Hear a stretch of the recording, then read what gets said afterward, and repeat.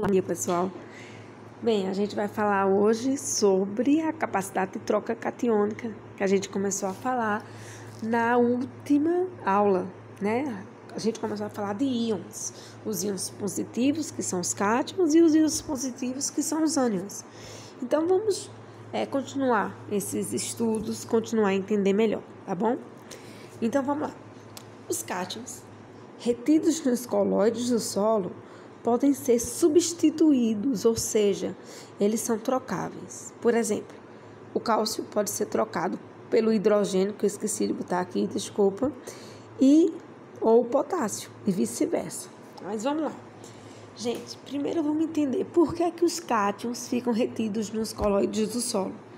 A gente viu na aula passada que os coloides, eles são oriundos, ou seja, são originados ou da matéria orgânica ou da argila, e eles são carregados negativamente. Se eles são carregados negativamente, eles vão atrair quem é positivo. Quem é positivo? Os cátions. Cátion são íons positivos, a gente viu na última aula. Então, para um solo reter cátions, que são os nutrientes que vão servir para as plantas, né? Para ele reter, por que é importante que o solo retenha? Se ele não reter, esses nutrientes vão ser perdidos por lixiviação para camadas mais profundas do solo. Então, é importante que o solo retenha em seus coloides esses cátions, tá? E uma vez que ele retém, eles podem ser trocados, como tem ensinado aqui.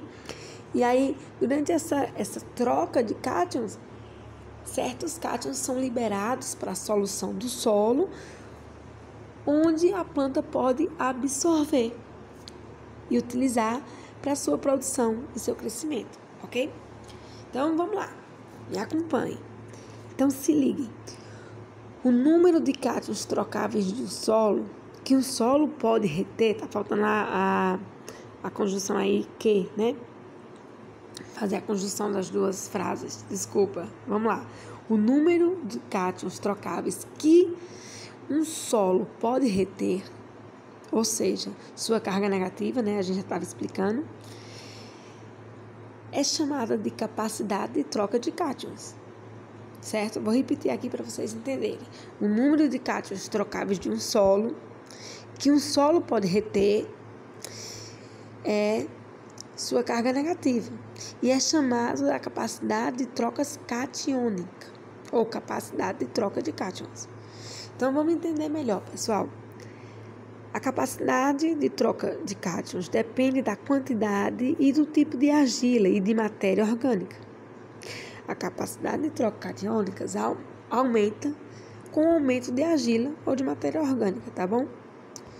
Onde os solos são altamente temperizados e com baixos teores de matéria orgânica, os valores de CTC, que são sempre expressos por centimol por decímetro cúbico, são baixos, tá bom? Vou explicar para vocês. Veja, por quê? Onde os solos são altamente temperizados e com baixos teores de matéria orgânica, os valores de CTC são baixos. Gente, se os solos são altamente temperizados e com baixo teor de matéria orgânica, eles vão ter uma baixa carga negativa. Se eles têm baixo número de coloides, ou seja, por isso que tem uma baixa carga negativa, como é que eles vão reter os cátions que são positivos? Eles não vão ter condições. O número de CTC, o número de carga negativa desse solo, em outras palavras, o número de coloides desse solo, a quantidade, melhor dizendo, de coloides desse solo é baixa. Por isso que a capacidade de troca catiônica desse solo também vai ser baixa, tá? Ok, vamos dar um exemplo aqui. No estado de Pernambuco, onde é que a gente tem esses solos altamente temperizados e com baixo teor de matéria orgânica, baixa CTC? A gente tem esses solos ali na zona da mata, próximo a Recife, tá certo? Um local que chove muito, que os solos são profundos, são bastante temperizados, porque é um local que tem muito calor, tem água e altas temperaturas. Então, acontecem as reações químicas muito rapidamente, transformam o solo muito rapidamente. Então, vamos ver outro exemplo, onde os solos são menos intemperizados e assim se tem, olha o exemplo aqui, tá? Onde os solos são menos intemperizados e assim se tem mais, matéria orgânica, os valores de CDC são mais altos, tá certo? Então, vamos lá. Então, se ligue novamente. Solos argilosos, setinha para cima, tá? Maior CTC. Retém muitos cátions contra o potencial de perda por lixiviação. Ok. Segundo exemplo, solos arenosos, setinha para baixo, baixa CTC. Retém poucos cátions, a maioria é perdido por lixiviação. Vamos tentar entender essa frase? Por quê? Porque os solos que são mais argilosos têm maior CTC. Solos mais argilosos têm mais colóides de argila, tem mais matéria orgânica. Colóides são carregados negativamente. Se os solos argilosos são carregados negativamente, eles têm maior capacidade de reter os cátions, que são positivos, contra o potencial de perda por lixiviação. Por quê? Como os colóides estão retidos, como os nutrientes, como os cátions estão retidos nos colóides do solo, eles não são perdidos por lixiviação, certo? Já os solos arenosos, que têm baixa CTC, ou seja, têm baixa carga negativa, eles retêm poucos cátions. E a maioria dos cátions que não estão retidos nos colóides, que tem lá, os poucos colóides que tem no solo arenoso, vai sobrar, muitos cátions que não estão retidos e assim são perdidos para camadas mais profundas do solo, ou seja, são perdidos por lixiviação.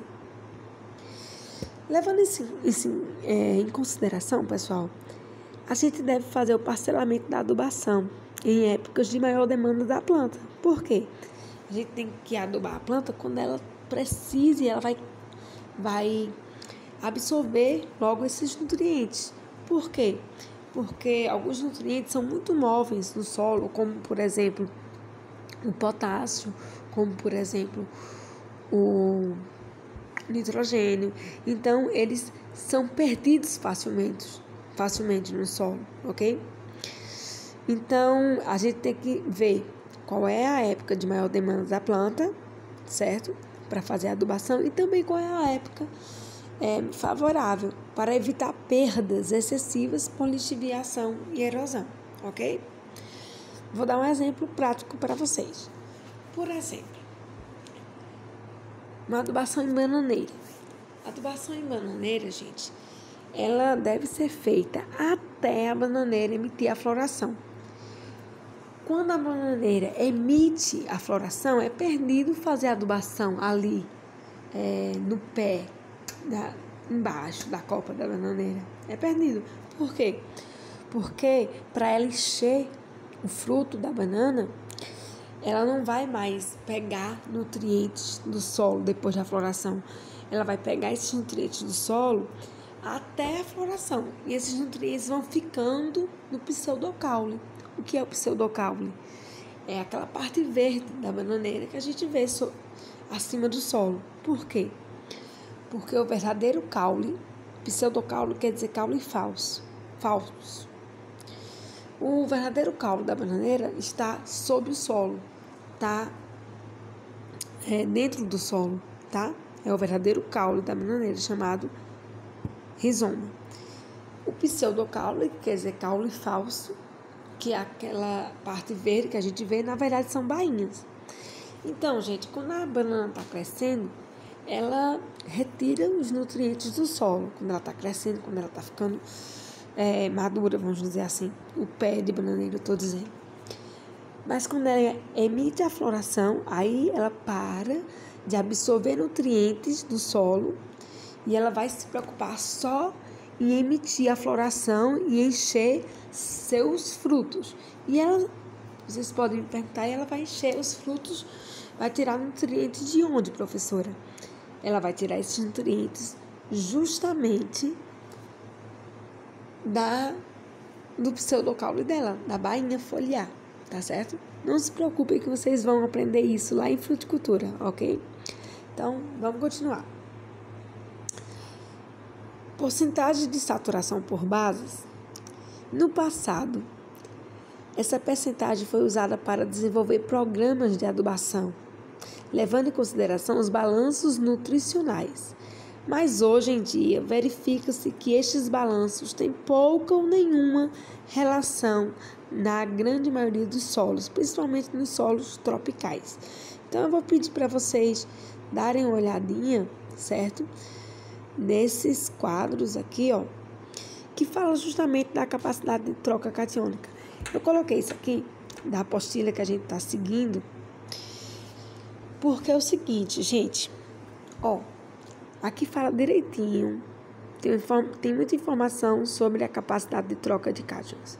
Primeiro, vocês vão ver quais são os cátions importantes para a nutrição vegetal. Então, quem são eles? Primeiro, cátions são íons ou moléculas de nutrientes com carga positiva.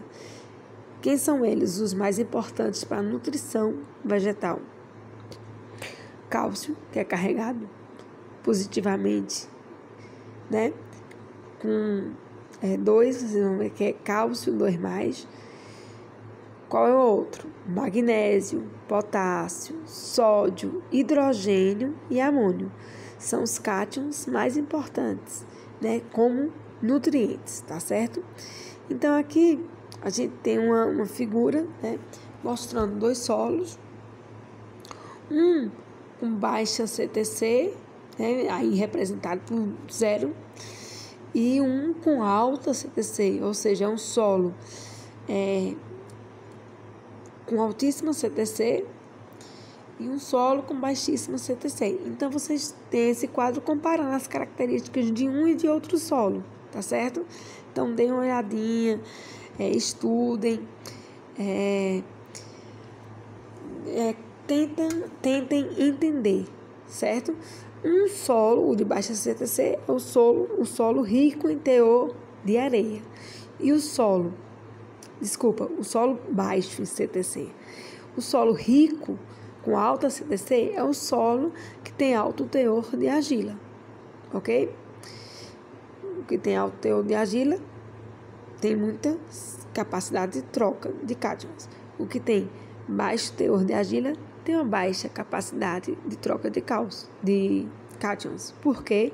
Porque a argila, ela é carregada, os colóides de argila são carregados negativamente e por isso tem uma capacidade de reter os cátions do solo, como a gente já falou, ok?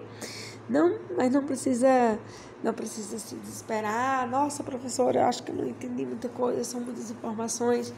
Gente, o que eu vou propor a vocês nessa aula é o seguinte: vejam direitinho essa aula, revejam. Eu vou colocar o PDF para vocês lerem também. Vou colocar um texto, tá certo? Eu vou pedir para vocês fazerem de novo um caça-palavras. A diferença é que dessa vez vocês vão ter um texto base. Então, eu quero que vocês leiam esse texto, façam o caça-palavras, tá certo? Anotem aí no caderninho à parte as palavras que vocês acharem, escolham, tá certo? 3 palavras, como vocês fizeram a semana passada, escolham palavras diferentes, né? É mais interessante, e comentem sobre elas, tá bom? É isso que